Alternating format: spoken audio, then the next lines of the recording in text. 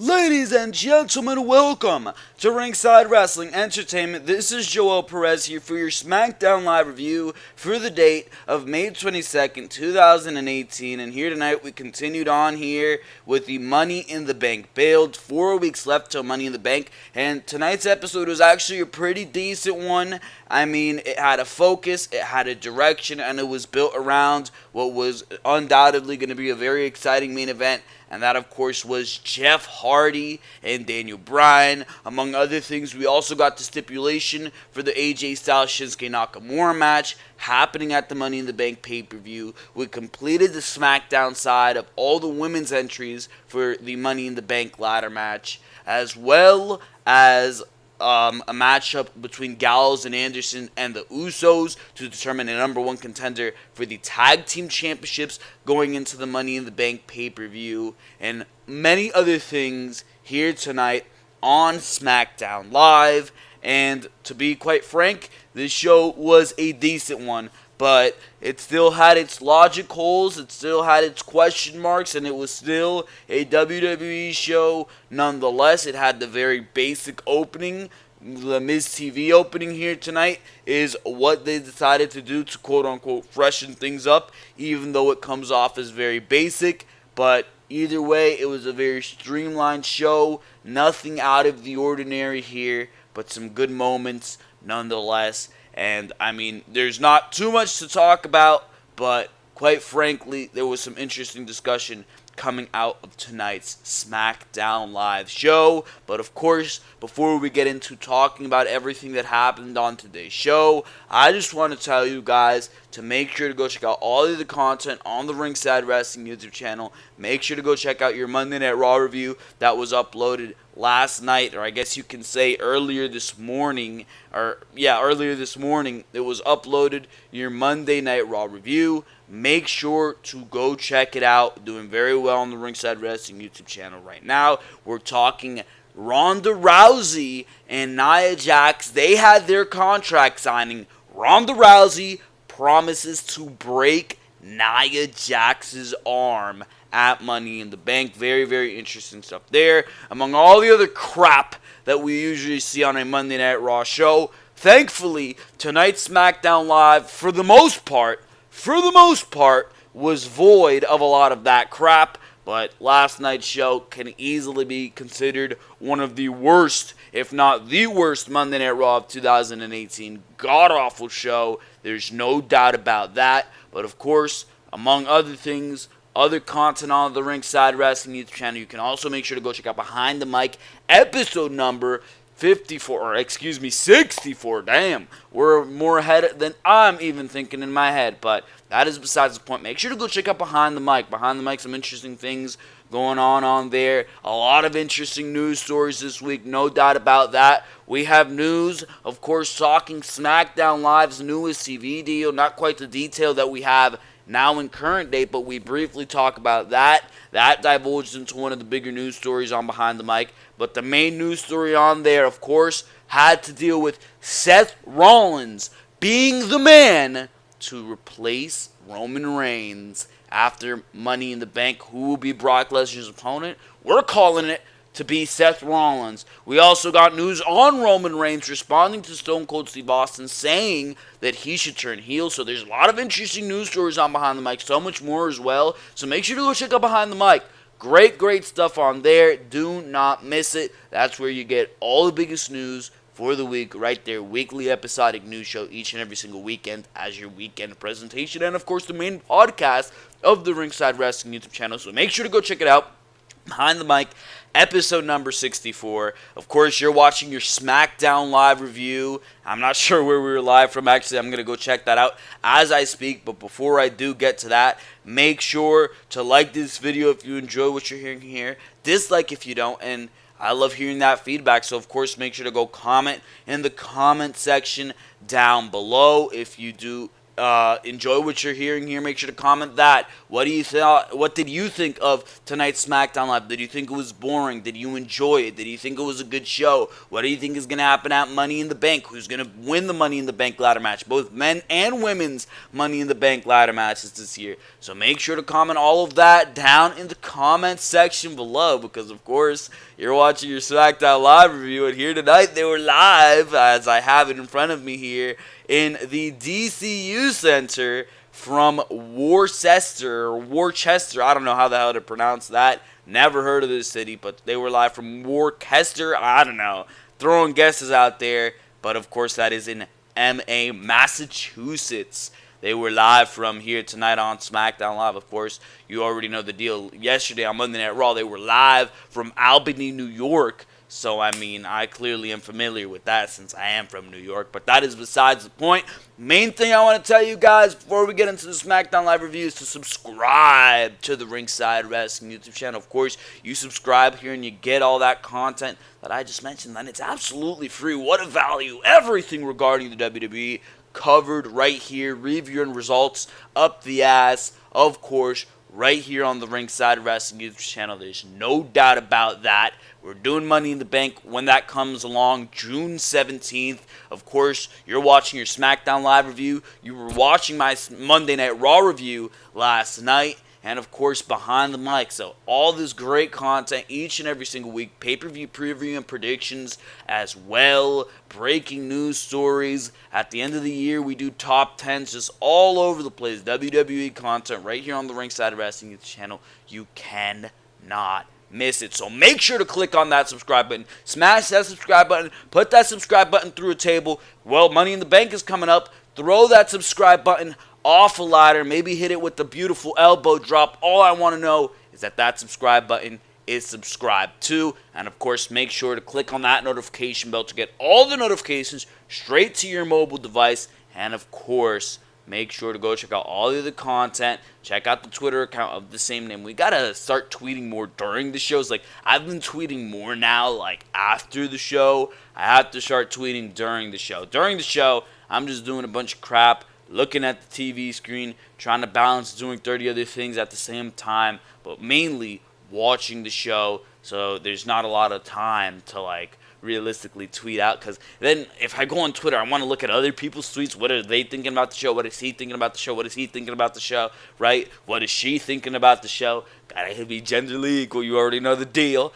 But I get distracted on Twitter very easily, so it's hard to tweet out my own opinions. And on top of that, I want to save my opinions for what we're seeing on the show. But I talk about a lot of stuff on Twitter. Like I said, I've been pushing out more tweets on Twitter after the shows lately. Whenever news drops and I'm not in a position where I'm absolutely able to cover it right here, I'm making a breaking news video. We, of course, give you my quick initial thoughts on there. You can get all the information as far as the Ringside Wrestling YouTube channel goes, and we're usually promoting videos on there. Every time that I upload videos, go straight to the Twitter account. So make sure to go check out the Twitter account. The handle is R Wrestling or Ringside W. One of those. It's either R Wrestling I don't even know my own Twitter handle. I'm a joke. But either way, just type in Ringside Wrestling. I'm sure you'll find that. Make sure to go check out the Twitter account of the same name, because for now, ladies and gentlemen, we're going straight into talking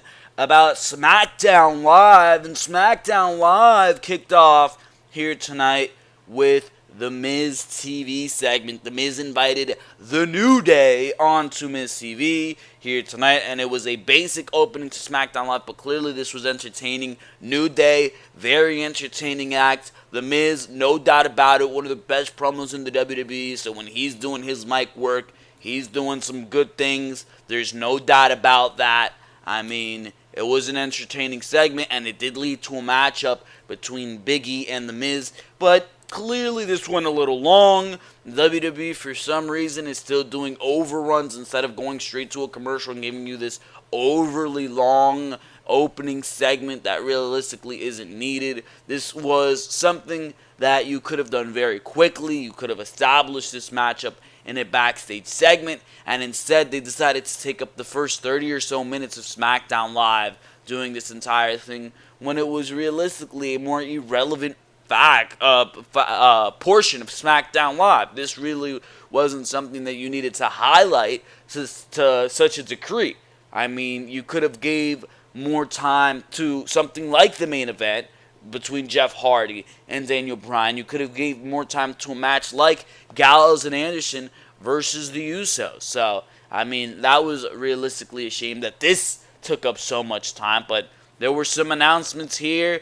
Everybody was clearly trying to instigate the New Day and find out which member would be going into Money in the Bank. And here tonight, we did not get the answer, but what we did get announced was The Miz and Mrs. It's going to be debuting on, I believe, July 24th at 10 p.m. So there was some announcement in this segment, but here is the segment. This kicked off SmackDown Live. The Miz TV with The New Day. Welcome to the most must-see WWE talk show in history. Welcome to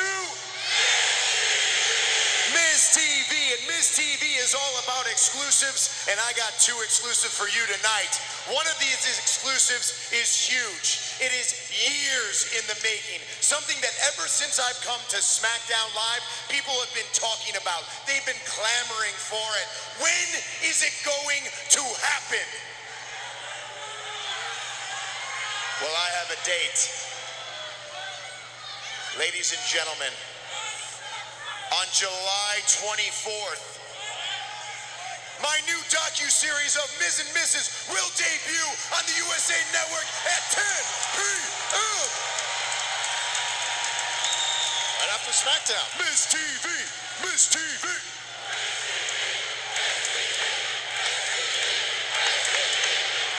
Miz and Mrs. Miz and Mrs. God, I can get you to do anything tonight. So, I don't know why, but that was the first little part of the segment here. Here's the second part of the segment where the New Day comes out. I don't know why that was its own segment. I really don't. One member of your team gets to go on to the Money in the Bank ladder match. All right. I don't think we should keep him waiting anymore. On the count of three. 1, 2, 3. It's gonna be me. No, you know what the difference is between you three and me is? That I've won Money in the Bank, cashed it in, and became WWE Champion. Can you say that about yourself, Kofi? Oh yeah, sure, you won the United States, the Intercontinental, and the Tag Team Championships, but just imagine climbing that ladder, grabbing that contract, and cashing in, becoming WWE Champion. Then again, you have been in 6 Money in the Bank matches and haven't won a single one. Maybe it's time to give someone else a chance. Big E.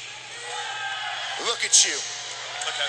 The size, the charisma, the undeniable it factor. When that bell rings, you have the fire, the speed, the strength, everything it takes to be a true champion. However, you'll never be taken seriously because you don't take yourself seriously. But someone who takes himself very seriously is Xavier Woods. You have a YouTube empire in Up, Up, Down, Down. Over 1.5 million subscribers. You built that on your own from the ground up. Imagine streaming a game of Fortnite with the WWE Championship around They cut your it out. waist. Imagine Wow. the attention, the adulation, the fans. Miz You would Botched be and a called it real-life Fortline. Superhero. I was laughing my ass off at that. They cut it Has a out. chance Perfect. to go down as one of the greatest champions, one of the greatest WWE champions in history with this Money in the Bank contract. So I will ask again, who's it gonna be? So they all got in a huddle.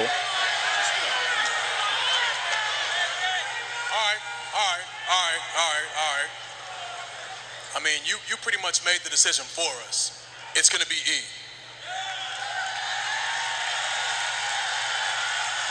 There you have it, an exclusive on Miz TV. Big E will be in the Money in the Bank. Whoa. Miz, you are mistaken. We're talking about something else. We're not talking about Money in the Bank anymore. Oh, no. We're talking about tonight.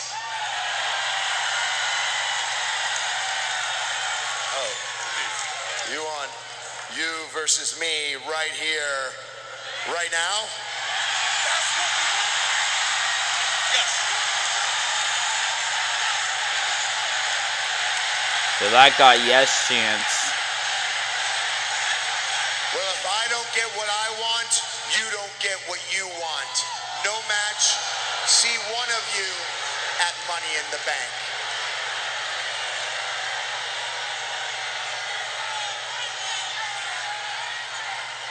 Shame. So they start throwing pancakes at him. Shame.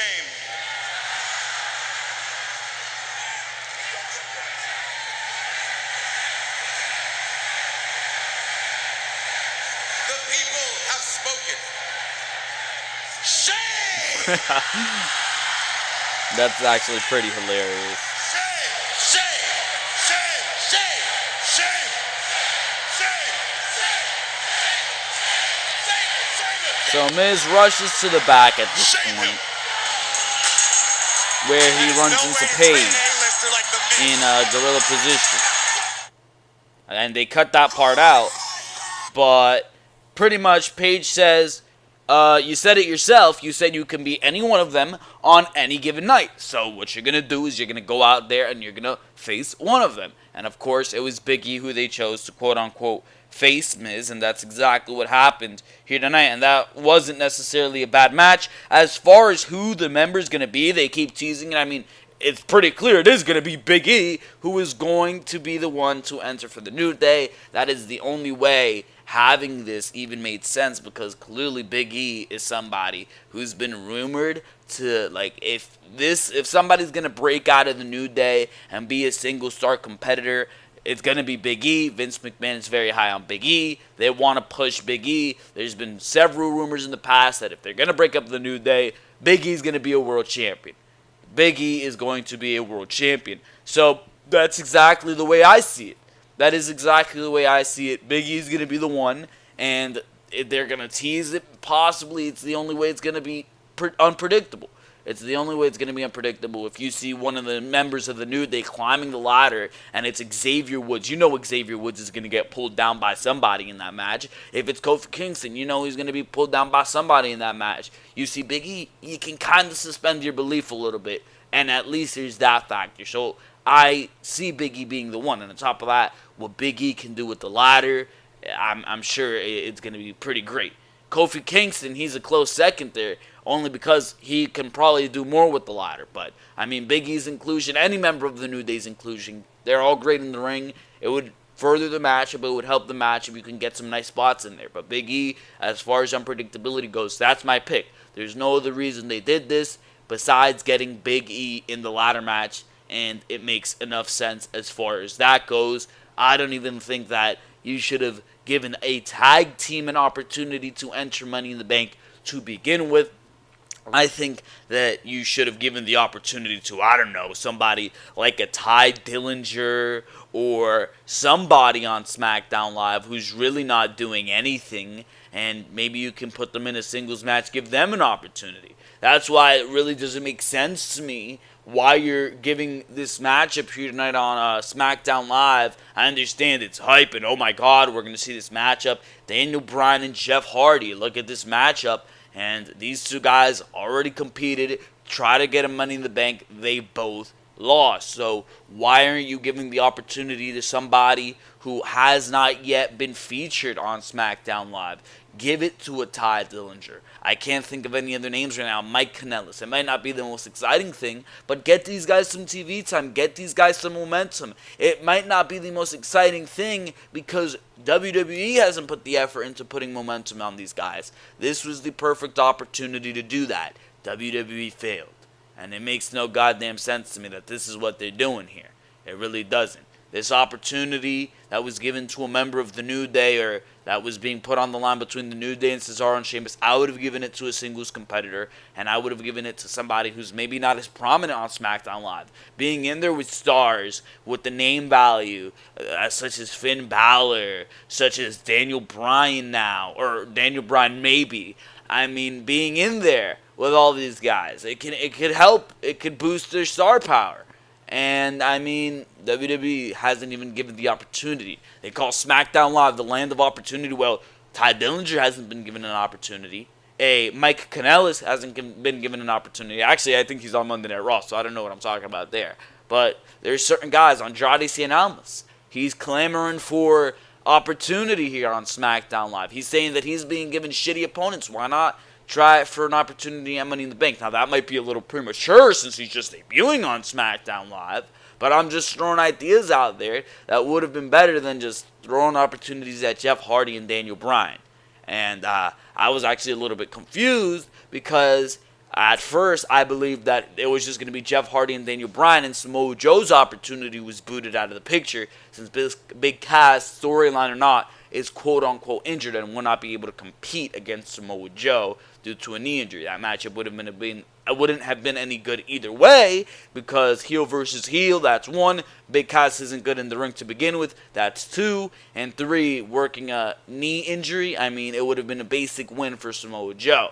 Now, next week, we have another dream-looking match on SmackDown Live, because Daniel Bryan did beat Jeff Hardy here tonight, and he will go on to face Samoa Joe. But I'm completely off topic. I'm just going on about what we're going to see at Money in the Bank. The matchup between The Miz and Big E here tonight. We'll further on that little discussion that I was having there. But The Miz and Big E, this was a decent matchup. This was pretty much confirming, well, The Miz and Big E are going to be in the ring again at Money in the Bank. So you pretty much have two Money in the Bank participants competing against each other here tonight on SmackDown Live. That's what we were seeing here tonight. That was what I saw in my eyes. And The Miz actually got a win over Big E here tonight. Miz was back to his classic heel winning ways, which I'm not a big fan of. I enjoyed the hell out of his victory over Jeff Hardy on SmackDown Live, where he did something crafty and quite, what's the word here? I mean, crafty is a good word. Let's keep crafty. I'm voting crafty. What are you voting? Leave it in the comments section below. Either way, he did something very crafty, and I mean, he caught Jeff Hardy in the Swanton Bomb and turned that into a pinning combination. That was great. That was a great idea there. He could have done something of the manner with Big E, but no, it was the distraction of the Bar, who came out and attacked the New Day, conveniently enough, here tonight. Hit Kofi with the bro kick, took out Xavier in 2-on-1. Kofi was on commentary, so he had to take quite a while to get over to Xavier, who was being attacked. And that distraction allowed The Miz to hit the skull-crushing finale on Big E. So another win for The Miz. They're stockpiling some momentum against him, or on his favor. And he's going to use that for when he goes into a feud with Daniel Bryan, which I actually like how WWE is prolonging. They're keeping it on the base side. We're going to see this feud continue, even though it's at bay right now between Daniel Bryan and Big Cass, but it's kind of prolonging what we're going to see between Daniel Bryan and The Miz, so I like what's going on there. But The Miz gets a victory here tonight. He gets a momentum in this feud between the Cesaro and Sheamus and the New Day tag team. Seems to be that it's going to continue going into Money in the Bank. So that was that here tonight on SmackDown Live. From there, we move on to Dasha Fuentes, who was backstage with Daniel Bryan for comments on the second chance match that he was getting here tonight. And Bryan says it means everything, and no one knows more about second chances than he does. Bryan says he now treats every match like it's the biggest match of his career, and he's been in some big matches. I mean, you think about it, and after WrestleMania, it's been AJ Styles versus Daniel Bryan, Jeff Hardy versus Daniel Bryan, and just this next week,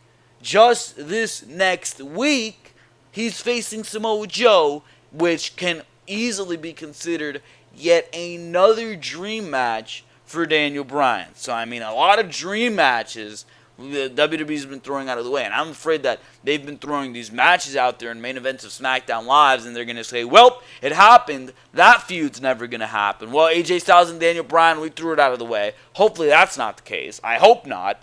But next week we're going to see Daniel Bryan versus Samoa Joe. But he takes a shot at Big Cass, for getting taken down last week, and hypes up the match with Hardy tonight, giving major praise to Hardy. Bryan says Jeff is a very difficult mountain to climb, but he loves a good challenge and will make a legend tap out here tonight. We go to a Money in the Bank qualifying match, Lana versus Billie Kay. And there are some interesting things to note here, because Lana is being positioned as a babyface on SmackDown Live, and WWE has found the perfect lightning strike. They've caught this lightning in the bottle, at least as far as Lana goes, and the fact that they're going to be able to put her on television, and the fans, despite the fact that she might not be the best in the ring, which the last time we've seen Lana in the ring in her one-on-one match was against Naomi this time last year. So I'm hoping that within this year, Lana has been able to get better in the ring. That's what I'm hoping here. Here tonight, she didn't have to do much, so I mean, we didn't really gauge what she can do in the ring, but at Money in the Bank, when she's in there with these 7 other women, it's going to be a test of what Lana can do. I don't know. But here tonight, she was against Billie Kay, and one thing to note here is that Lana was over, bro. They gave her in English. He came out, he sung Lana is the best. Lana number 1, of course, straightly derived from the Mixed Match Challenge. And by the end, he pulled out a Lana Day sign. Billie Kay and Peyton Royce came over. They started arguing with him. Crowd, by the time Lana's music hits and she wins this matchup, they're firmly chanting Lana Day. Lana Day. So Lana was over here tonight. Lana was over here tonight. It's just going to be test to me to see if she's gotten any better in the ring, because all she did here tonight was a high kick to Billie Kay, and she hit a face buster on Billie Kay, and she gets the win. So I don't know. The second thing to note here has to do with Billie Kay and Peyton Royce, and I feel like WWE is getting this entire thing with Billie Kay and Peyton Royce wrong. Now everybody wants to get heated over the fact that these women aren't necessarily being booked the strongest, and that they're taking more L's than they should be W's. And I understand that because they've recently debuted on SmackDown Live, and they should have momentum behind them. And right now, the momentum that they should have has fallen flat. But I don't feel like it's necessarily because they haven't picked up wins, because if you think about it, the way they were booked down in NXT, I mean, they weren't necessarily picking up that many wins. They would pick up a win every once in a while. But what they did correctly in NXT is that these women were effective bullies, and they were effective at getting heel heat because they were good at what they were doing. Where on the main roster, they're more capitalizing on being annoying and getting under your skin. And it's the screaming and the annoying singing that they do. And it's just terrible. It's terrible. They come off as annoying, whiny, and like absolute brats more than they should come out as bullies, because that's what they are. Bullies. They're the iconic duo. They walk around chastising everybody around them. And instead, they're the annoying duo. They're terrible. They're absolutely terrible on SmackDown Live, and it's because WWE has clearly completely missed what the characters should be on the main roster, and instead of being annoying, they should be mean, rude. Instead, they're just absolutely going around mimicking everybody and using their most annoying high-pitched voices that they can to get go-away heat rather than actual heel heat for taunting and going after our favorite babyface women on the roster. And quite frankly, Lana, with the ovation that she was getting here tonight, which most of it is coming from clearly the success of Rusev Day. Everybody loves Rusev, so now that Lana is Rusev's husband, that's carrying over to Lana. Lana is very, very lucky that her husband is as great as he is, because Lana's terrible. or at least what we've seen of Lana. Hopefully she's gotten better. I have hope for Lana because I'm thinking that she's passionate about this, but her husband has clearly been the driving force and the driving factor between this recent popularity over Lana. But here tonight, the iconic duo just absolutely terrible,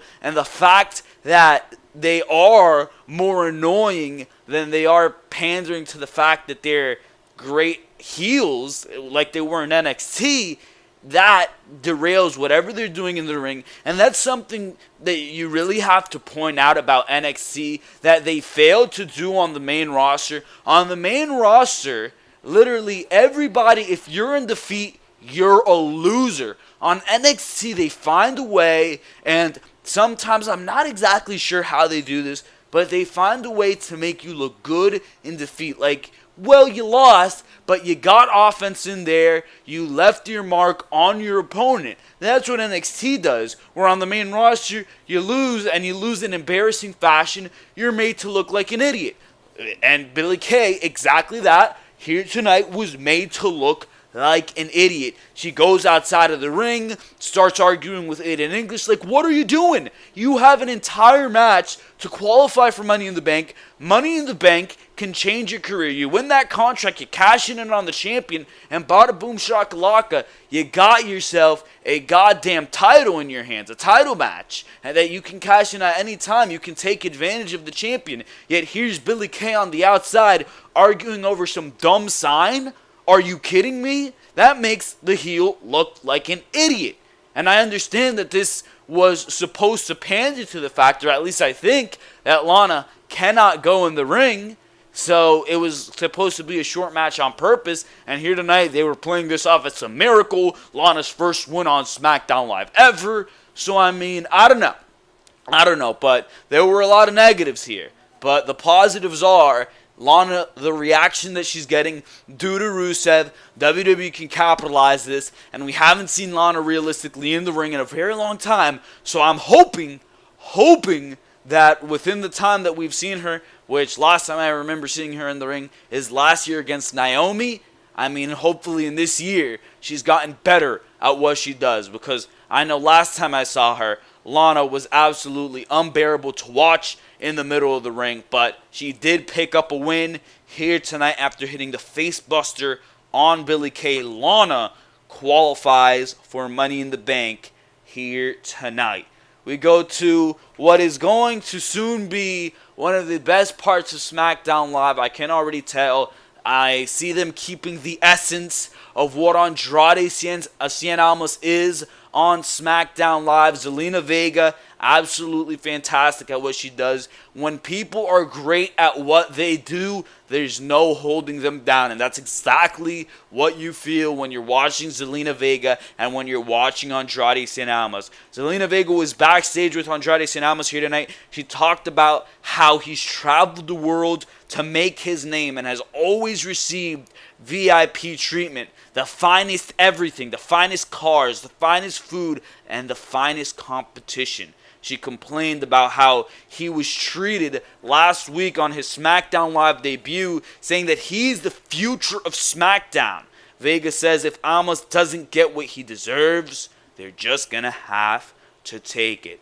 So Andrade Cien Almas went again against a jobber here tonight, and it was pretty much the same aggression that we've seen here tonight. I love the aggression that we're seeing between Andrade Cien Almas, but believe me, if you've never seen him down in NXT, this does not compare to anything Andrade Cien Almas would do in the ring with any talent on that SmackDown Live roster from the absolute bottom, which right now, since we haven't seen him on TV, in God knows how long, from what he would do with, and I hate to throw this name in this position, Ty Dillinger, to what he would do to all the way in the top, AJ Styles. It would be absolutely fantastic compared to these squash matches where he's still resembling some great stuff nonetheless. I mean, the aggression from Andrade Cien Almas, he was stomping down on this guy. You can tell this guy is brutal in every attempt. He hit the knees not only to the face,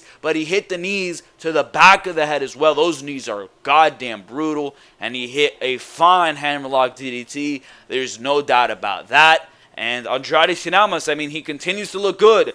2 weeks on SmackDown Live. So far, it hasn't been anything too crazy. So we don't necessarily know as of yet if Andrade Cien Almas will be ruined or if what he is in NXT will be kept. That's going to be decided upon whether or not he's entering his first feud, who it's against, how they portray him.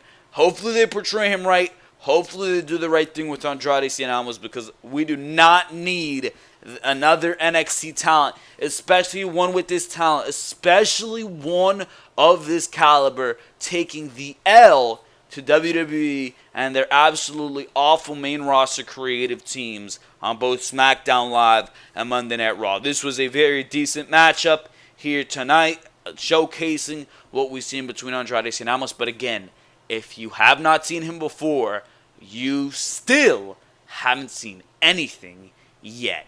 Either way, we see what looks like Asuka backstage wearing her mask, but it's actually SmackDown Women's Champion Carmella, and Dasha Fuentes is backstage there to interview her about the upcoming match with Asuka.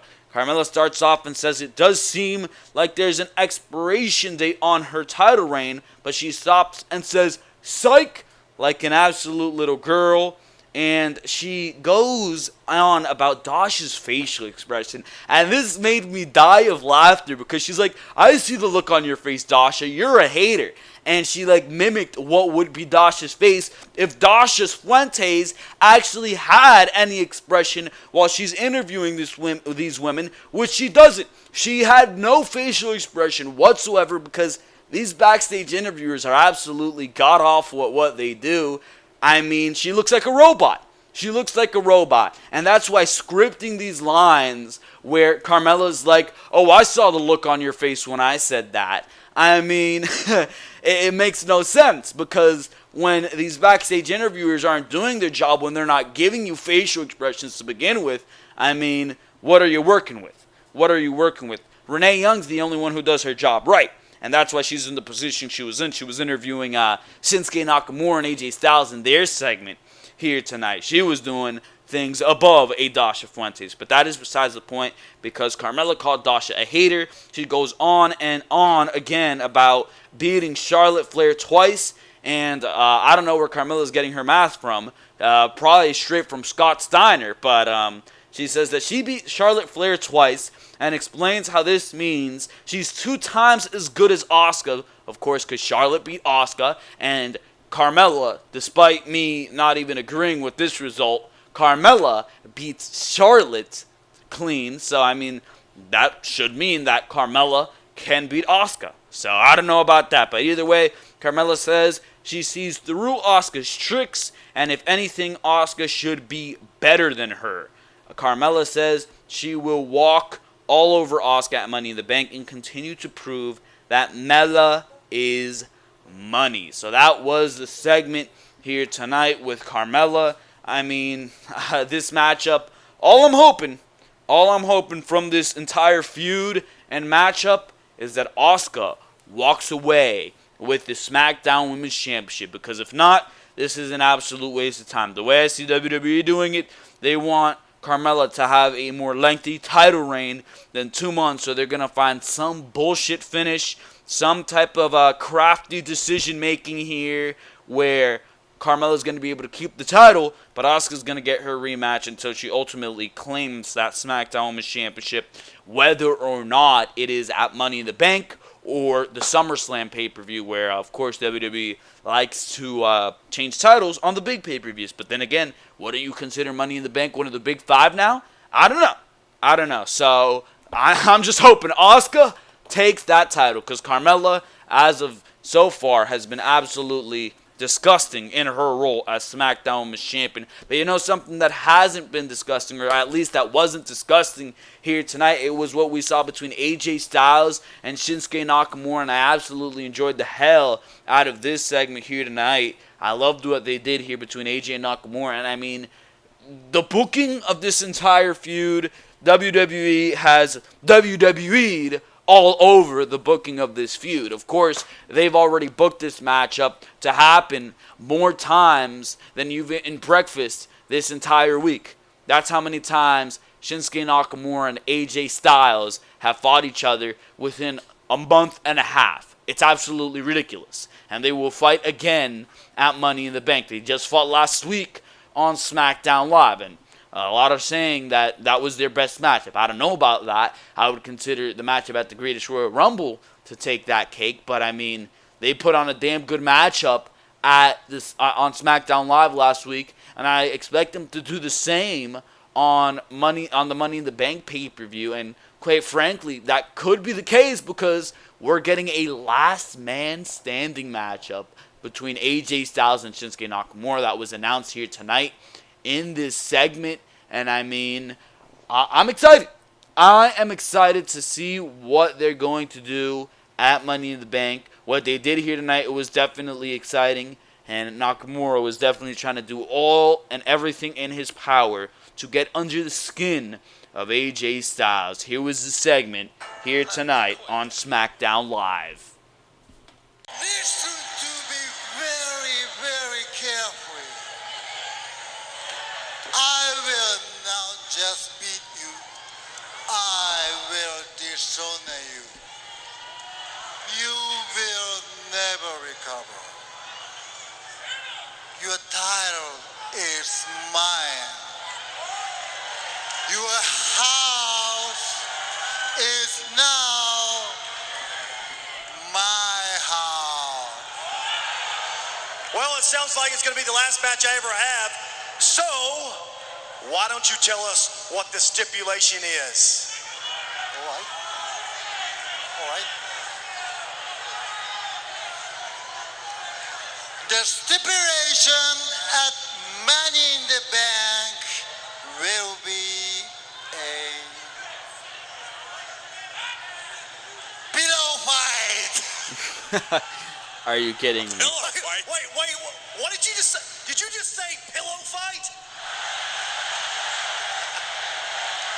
You know, this is all starting to make sense now. I always knew you were the king of soft style. You know what? I don't care what the stipulation is. Truth is, you can't beat me when it matters anyway. That's why you take those cheap shots. I think I speak for the WWE Universe when I say this. You're not the Shinsuke Nakamura that we wanted on SmackDown Live. So you can pick whatever stipulation you want. It still won't put you on an even playing field with me.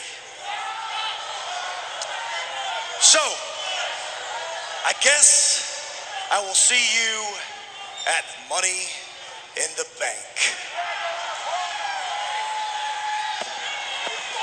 So they begin to fight, and pretty much this breaks down into a pretty cool brawl. They go into the crowd for a bit, but Shinsuke Nakamura takes advantage by taking a chair. AJ Styles was going to go for a phenomenal forearm off of the barricade, but AJ gets caught into a chair. He gets pretty much like planted onto the table, doesn't budge though, and a Kinshasa ensues. Shinsuke Nakamura starts counting 1, 2, 3, makes it to 10, of course, and it's pretty much confirmed. He gets up on the table, brings in the microphone, and says, at Money in the Bank, it will be a last man standing match. And you know, it's great. It's going to be a great match, probably. They're going to put on some good stuff, but it's predictable. It is predictable, and that is my issue here.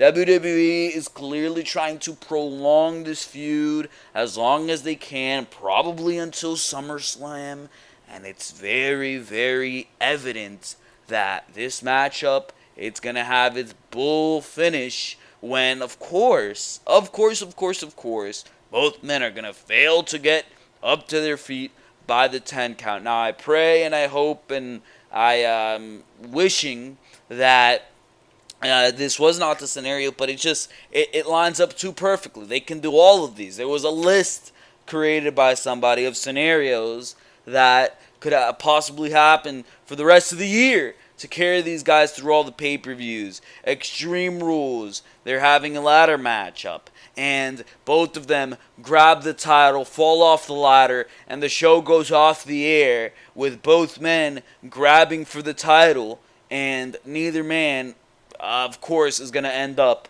being the winner of that matchup. You have a matchup at SummerSlam or wherever it may be, where I don't know, the stipulation is what the hell, a tables match. Both men go through the table at the same time. Steel cage match. Both men fall off the steel cage at the same exact time. What was it? A Hell in a Cell match where both men fall off of the Hell in a Cell and have to be stretchered out of the arena. That one's pretty funny. And the funniest one of all, I think at least, an I Quit match where both men are beating the hell out of each other and AJ Styles refuses to quit and Nakamura can't quit because no speak English. That's hilarious.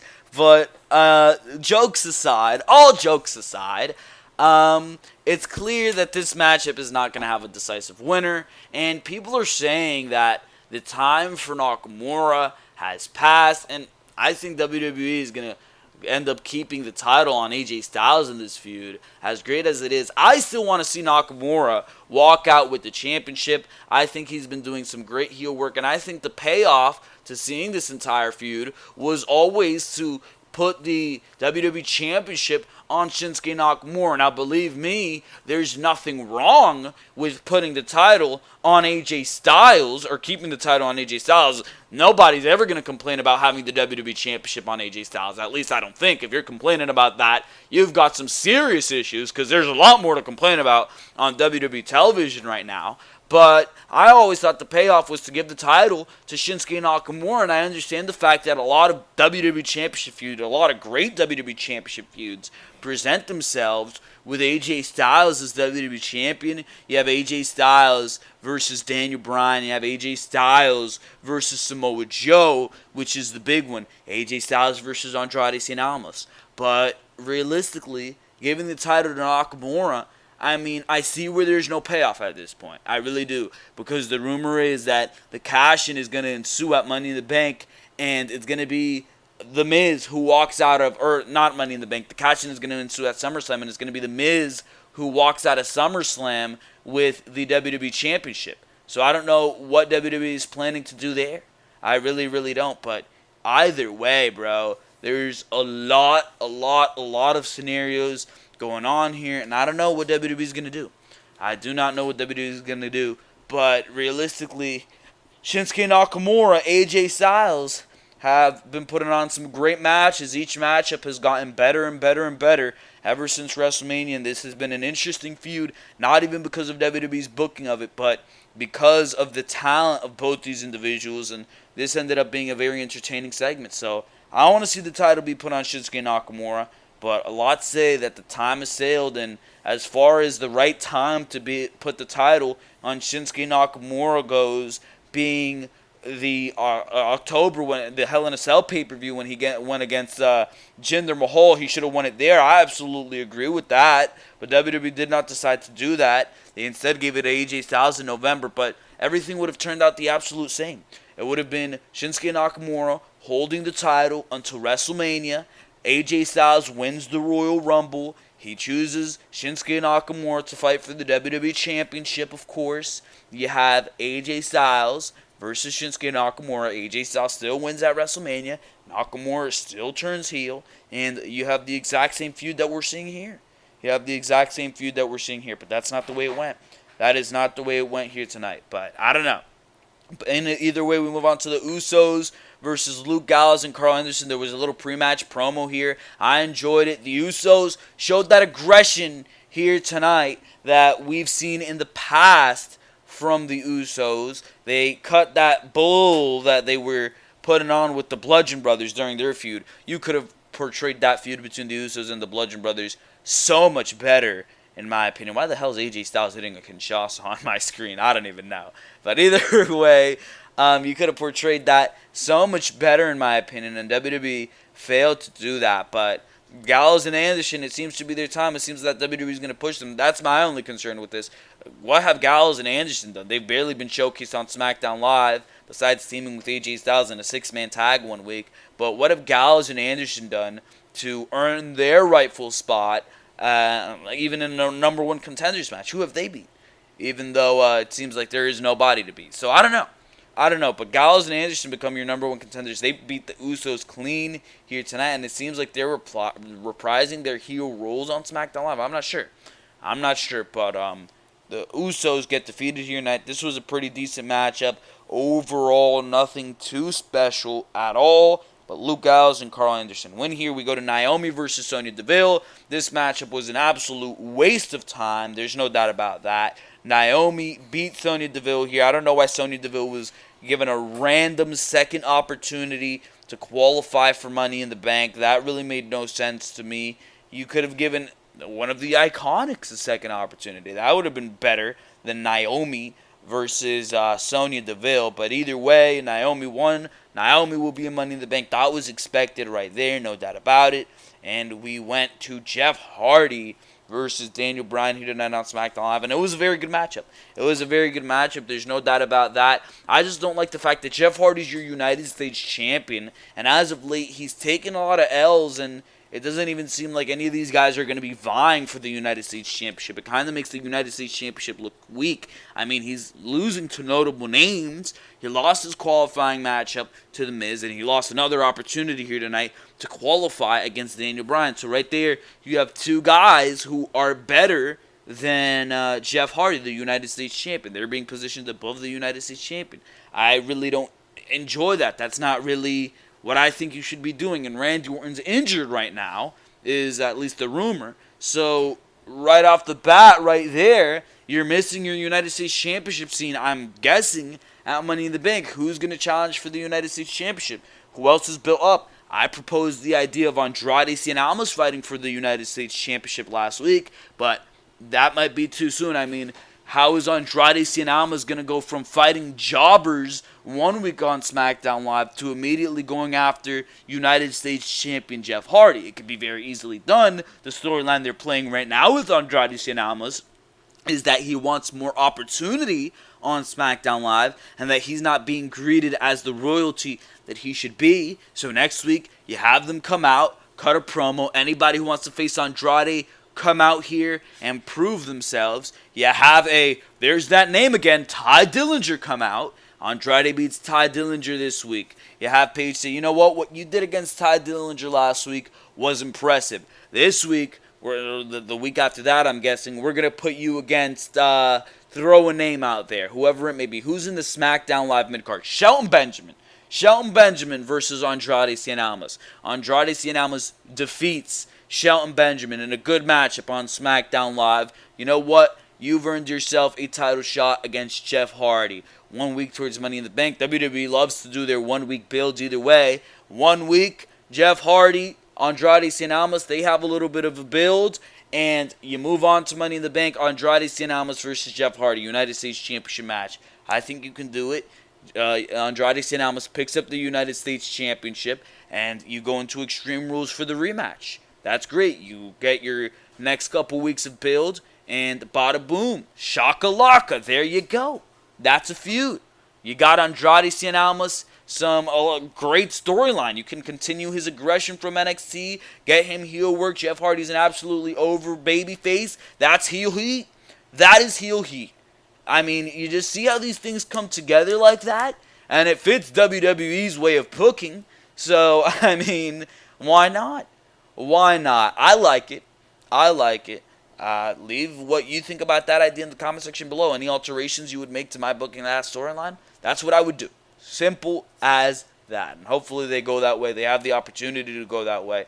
Jeff Hardy not being positioned as the strongest United States champion right now. But Daniel Bryan will go against Samoa Joe next weekend. This is a very interesting matchup. This is something that I'd like to see as a feud on SmackDown Live. There's no doubt about that. But we're going to see next week on SmackDown Live. Samoa Joe was on commentary. And after this match was over, he started yelling, Daniel!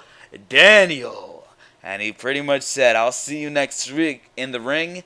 I am going to beat you, is what Samoa Joe says. And he leads a yes chant, does Daniel Bryan. And Samoa Joe actually goes backstage, gorilla position. He cuts a little promo. Renee Young asked Samoa Joe backstage why he's so confident about next week, with Samoa Joe saying these strong words. Joe dismisses the strong words talk and says next week Bryan will go to sleep. So there you go with that. Samoa Joe versus Daniel Bryan next week on SmackDown Live. That is your main event. I cannot wait. They also announced a 6-woman tag next week on SmackDown Live. That sounds piss poor and terrible. But that is besides the point, because for now, that is your SmackDown Live review for the date of May 22nd, 2018. I hope you enjoyed everything that you've heard here on the Ringside Wrestling YouTube channel. Thank you very, very much for watching this video. Make sure to go check out all the other content. Make sure to like. Make sure to comment. Make sure to subscribe. And, of course, make sure to go check out the Twitter account of the same name, Ringside Wrestling ENT. Figure out the handle yourselves. Maybe at me the handle, because I don't even know it myself. But, of course, make sure to do all that, because for now, this has been Joel Perez of the Ringside Wrestling YouTube channel. And for now, I am out of here. Thank you very, very much for watching this video. I'll see you next time right here on Ringside Wrestling.